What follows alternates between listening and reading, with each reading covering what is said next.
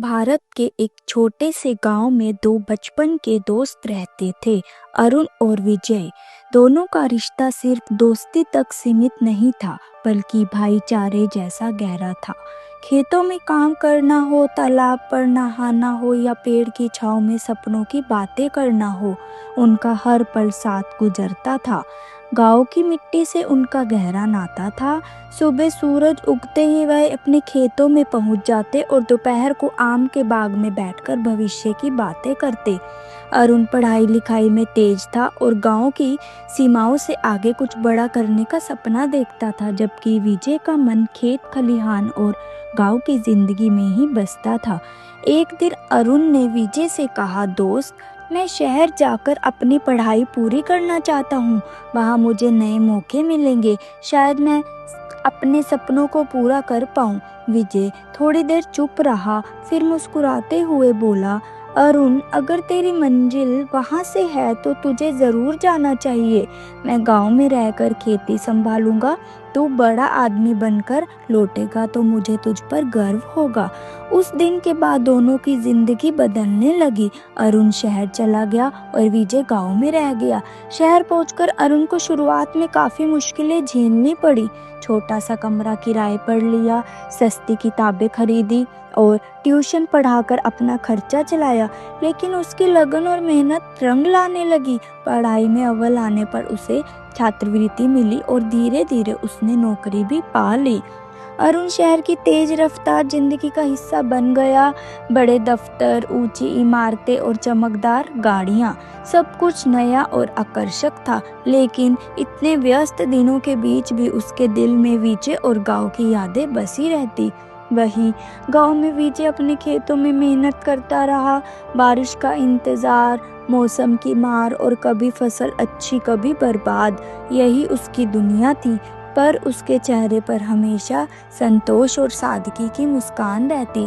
करीब 10 साल बीत गए। एक दिन अरुण ने तय किया कि अब उसे अपने गांव जाकर विजय से मिलना चाहिए।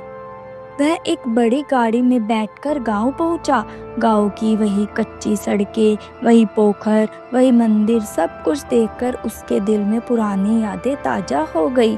गांव के चौपाल पर उसने विजय को देखा। वह अब और मजबूत और सादगी भरा लग रहा था। उसके कपड़े साधारण थे, लेकिन आंखों में वही पुरानी चमक थी। अरुण ने गाड़ी से उतरकर विजय को गले लगा लिया। दोनों की आंखें भर आई। अरुण ने पूछा, दोस्त, कैसी चल रही है जिंदगी?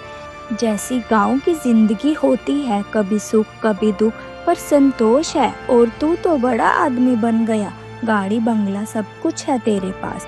अरुण ने थोड़ी देर सोचा और बोला, हाँ विजय, मेरे पास सब है, पर तेरे जैसी सुकून भरी नींद और खेतों की ठंडी हवा नहीं है।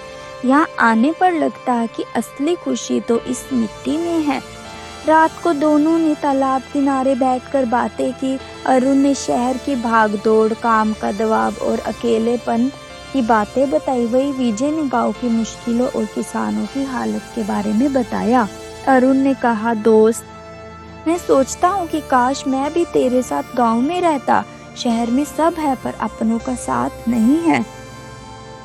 विजय ने धीरे से जवाब दिया, अरुण, हर जगह की अपनी अच्छाइयाँ और बुराइयाँ हैं। तूने जो चुना वही सही था। तेरी मेहनत ने तुझे बड़ा बनाया और मैंने जो चुना उसमें मुझे संतोष है।